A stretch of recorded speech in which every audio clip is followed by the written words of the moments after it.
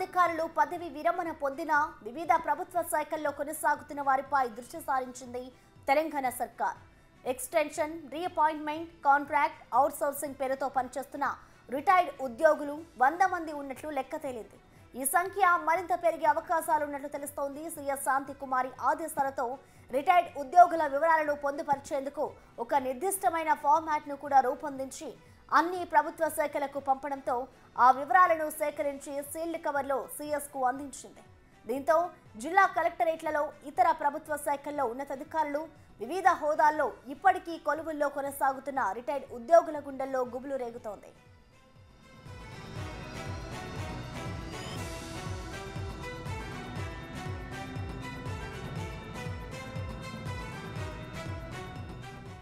గత బీఆర్ఎస్ ప్రభుత్వం అనేక మంది ఉద్యోగులను రిటైర్డ్ అయిన తర్వాత కూడా వారి స్థానాల్లోనే కొనసాగించేలా ఉద్యోగ గడువు పొడిగిస్తూ పెద్ద ఎత్తున నియామకాలు జరిపింది. సాంకేతిక పరమైన విధులతో కూడిన విద్యుత్, నీటిపారుదల, రోడ్లు, భవనాల శాఖల్లో ఇలాంటి నియామకాలు విచ్చలవిడిగా జరిగాయి. ఒక్కో రిటైర్డ్ ఉద్యోగి 7 నుంచి 8 ఏళ్లుగా కొనసాగుతున్నారు. ప్రభుత్వ ఉద్యోగుల ఉద్యోగ విరమణ వయో పరిమితిని బీఆర్ఎస్ ప్రభుత్వం 58 ఏళ్ల నుంచి 61 ఏళ్లకు పెంచడంతో ప్రతి ప్రభుత్వ ఉద్యోగి అదనంగా 3 ఏళ్ల పాటు ఉద్యోగంలో కొనసాగే అవకాశం లభించింది. దీంతో కింది స్థాయి ఉద్యోగులకు రావాల్సిన పదోన్నతులు, కొత్త ఉద్యోగాల కల్పనకు బ్రేక్ పడింది. ఇది చాలదన్నట్టు రిటైర్డ్ ఉద్యోగుల కొనసాగింపును విచ్చలవిడిగా సాగించింది గత ప్రభుత్వం. నీటిపారుదల, విద్యుత్ రంగాల్లో సాంకేతిక అనుభవం పేరుతో ఉద్యోగ విరమణ చేసిన ఎక్స్టెన్షన్ ఇస్తూ అదే స్థానంలో కొనసాగించింది. ఇక మరికొన్ని కీలక శాఖల్లో కూడా రిటైర్డ్ ఉద్యోగుల కొనసాగింపు ఇదే విధంగా కొనసాగింది.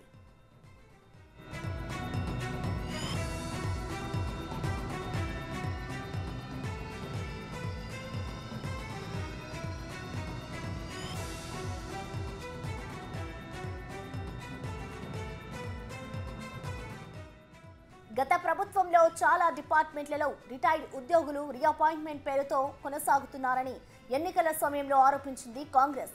అలాంటి వారందరినీ అధికారంలోకి వచ్చిన తర్వాత విధుల నుంచి తొలగిస్తామన్నారు. చెప్పిన మాట ప్రకారం ప్రభుత్వం ఏర్పడిన నెల రోజుల్లోనే వారి వివరాలు సేకరించడంపై దృష్టి పెట్టింది రేవంత్ సర్కార్. మొదట సచివాలయంలో చాలా కాలంగా తిష్టవేసిన రిటైర్డ్ ఉద్యోగులపై వేటు పడనున్నది.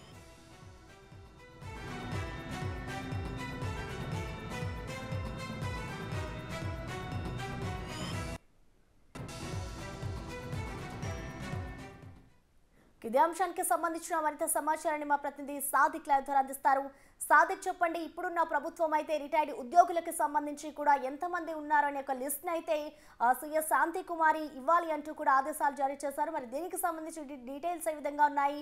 అలాగే చూసుకుంటే ఒక సీల్డ్ కవర్ని కూడా అధికారులు ఆమెకి ఇచ్చినట్లుగా తెలుస్తుంది. అసలు సీల్డ్ కవర్లో ఏముంది సాదిక్?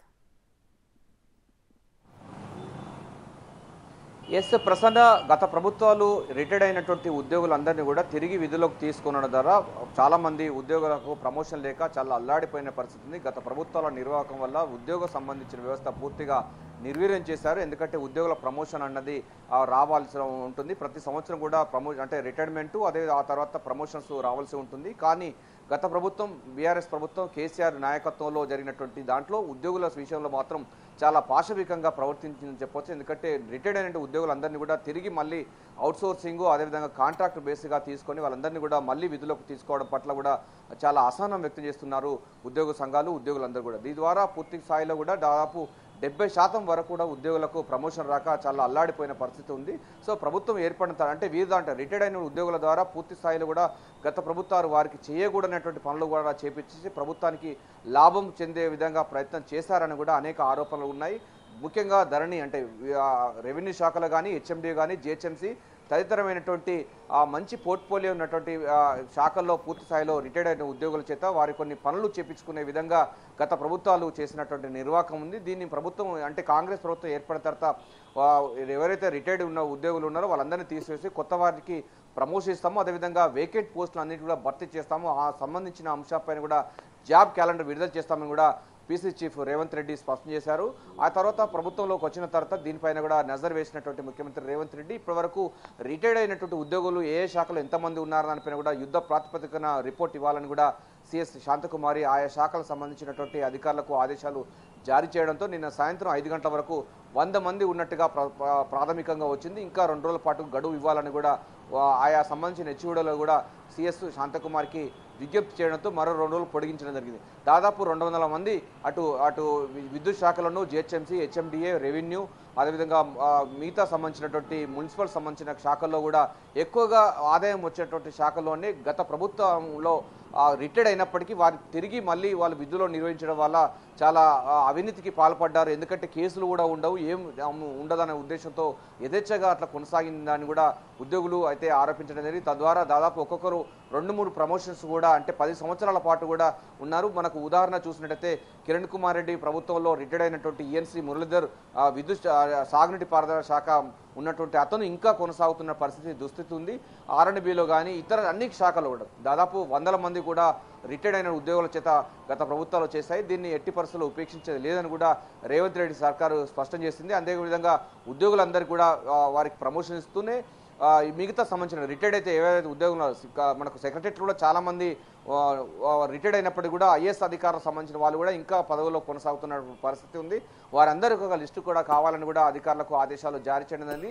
సో ప్రభుత్వం దగ్గర ఇప్పటివరకు 100 మంది కూడా వచ్చింది, సెంచరీ దాటిపోయింది. మరికొంతమంది కూడా ఉండే అవకాశం ఉన్న నేపథ్యంలో ఏం చేస్తారు? రిటైర్డ్ అయిన ఉద్యోగులందరూ కూడా ఇంటికి సాగనంపుతారా, తిరిగి మళ్ళీ విధుల్లోకి తీసుకుంటారన్న పైన కూడా మీమాంసలో ప్రభుత్వం ఉన్నట్టుగా తెలుస్తుంది. సో ఉద్యోగులు మాత్రం చాలా స్పష్టం చేస్తున్నారు. ఉద్యోగులు 30 సంవత్సరాలు పనిచేసిన తర్వాత మళ్ళీ రిటైర్డ్ అయిన తర్వాత మళ్ళీ ఉద్యోగంగా చేయడం వల్ల తమ ప్రమోషన్స్ గండిపడుతుంది. అదేవిధంగా తమ కూడా ఆత్మన్యూనత భావం ఏర్పడుతుంది. తమ పనులు చేయలేకపోతున్నాము, రిటైర్డ్ అయిన వాళ్ళు కూడా మాకు ఉద్యోగులపైన కూడా ఆజమాష్ చేస్తున్నారనేటువంటి వాదన బలంగా ఉంది. మరోవైపు ఉద్యోగ సంఘాలు కూడా గత ప్రభుత్వానికి చాలా చెంచాగిరి చేసిందన్నటువంటి వాదన కూడా బలంగా ఉన్న నేపథ్యంలో టీఎన్జిఓ కానీ సంబంధించినటువంటి వాళ్ళు, టీజీఓ సంబంధించిన వాళ్ళు కూడా గత ప్రభుత్వానికి చాలా అన్యాయంగా ఉండి ఈ సంబంధించి ఉద్యోగుల యొక్క బెనిఫిట్స్ను పూర్తిగా తుంగలో తొక్కారు, వారిని పూర్తిగా విస్మరించారని కూడా వాదన బలంగా ఉంది. ఈ నేపథ్యంలో ఉద్యోగ సంఘాలు కూడా చీలిపోయిన పరిస్థితి మనం చూసాం ప్రసన్న. సో గతంలో ఉన్నటువంటి ప్రభుత్వాలు చేసినటువంటి నిర్వాహకం వల్ల ఉద్యోగం సంబంధించినటువంటి ఫ్రెండ్లీ ఉద్యోగం అని చెప్పినప్పటికీ పూర్తి స్థాయిలో ఒక వేరియేషన్ తీసుకొచ్చడానికి పూర్తిగా విభజన దాటిపోయింది. ఎందుకంటే రిటైర్డ్ అయిన వాళ్ళు కూడా మళ్ళీ తిరిగి ఆజమాష్ చేయడం, తమ పైన పెత్తనం చేయడం ఏంటని కూడా ప్రశ్నించిన పరిస్థితి ఉంది. సో ఇప్పటి వరకు కూడా 100 మందిగా తేలడం జరిగింది. కొంతమంది కూడా ఉండే అవకాశం ఉన్నట్టు తెలుస్తుంది. రేపు ఎల్లుండి కూడా పూర్తి స్థాయిలో డిపార్ట్మెంట్ వారిగా రిటైర్డ్ అయినటువంటి ఉద్యోగులు ఎవరెవరు ఉన్నారు, ఏ పోస్టులు ఉన్నారు, ఏ సంబంధించిన దాంట్లో ఉన్నారు, వాళ్ళు ఏం పని చేస్తున్నారు పూర్తి స్థాయిలో కూడా డాటా తీసుకుంటున్నారు సిఎస్ శాంతకుమారి. రేపు ఎల్లుండి పూర్తి స్థాయిలో వివరణ వచ్చే అవకాశం ఉంది. అయితే వారందరినీ ఏం చేస్తారు అన్న దానిపైన కూడా ప్రస్తుతం ఉన్న ఉద్యోగస్తుల్లో చాలా గుసగుసలు వినిపిస్తున్నాయి. డెఫినెట్గా వాళ్ళందరినీ ఇంటికి సాగనంపాలి. ఎందుకంటే 30 సంవత్సరాలు పనిచేసిన తర్వాత ఇక రెస్ట్ తీసుకోవాల్సిన వాళ్ళు మళ్ళీ సెక్రటరియట్, హెచ్ఓడీలుగా ఉండి వాళ్ళు ఆజమాష్ చేస్తూ ఉన్నారు. ఐఎన్పిఆర్లో కూడా ఇటీవల ఇటువంటి అంశం చేయడంతో అతన్ని కూడా బయటికి పంపించడం జరిగింది. సో ఇలాంటి చాలా సంబంధించిన డిపార్ట్మెంట్లు కూడా ఇంకా అక్కడే అంటిపెట్టుకొని మొత్తం ఉండడం జరిగింది. వాళ్ళందరినీ కూడా తీసివేసి కొత్త వారికి ప్రమోషన్ ఇవ్వాలి, ఖాళీగా ఉన్నటువంటి వాటికి నోటిఫికేషన్ ఇవ్వాలని కూడా ఉద్యోగులు అయితే డిమాండ్ చేస్తా ఉన్నారు. ఉద్యోగులు కూడా విజ్ఞప్తి చేస్తున్నారు. ప్రభుత్వం కూడా డెఫినెట్గా సానుకూలంగా స్పందిస్తుందని కూడా వాళ్ళ ఆశాభావం వ్యక్తం చేస్తున్నారు. ఎందుకంటే పీసీ చీఫ్గా ఉన్నటువంటి రేవంత్ రెడ్డి రిటైర్డ్ అయినటువంటి ఉద్యోగులు అటు పోలీస్ శాఖలో ఉన్నారు, ప్రతి శాఖలో కూడా రిటైర్డ్ ఉద్యోగులు చేత గత ప్రభుత్వాలు చేసినటువంటి నిర్వాహకాన్ని పూర్తి స్థాయిలో గాడిలో పెడతామని స్పష్టం చేసిన ధర్మిలో వాళ్ళందరినీ కూడా తీసివేసి కొత్త వారిని రిక్రూట్ అంటే ప్రమోషన్లు ఇచ్చి మరికొంత ఖాళీగా ఉన్న పోస్టులను కూడా భర్తీ చేసేందుకు జాబ్ క్యాలెండర్ కూడా విడుదల చేసిన ధర్మిలో ఉద్యోగులు నోటిఫికేషన్ వచ్చే నేపథ్యంలో ప్రభుత్వం ఏం చేయబోతుంది, ముఖ్యమంత్రి రేవంత్ రెడ్డి ఏం చేయబోతుందని స్పష్టంగా ఇప్పుడు అంటే అందరి దృష్టి ముఖ్యమంత్రి ఏం చేయబోతున్న దానిపైన మాత్రం అందరూ చూపు మాత్రం ఉందని చెప్పవచ్చు Prasanna. Right, thank you Sadiq.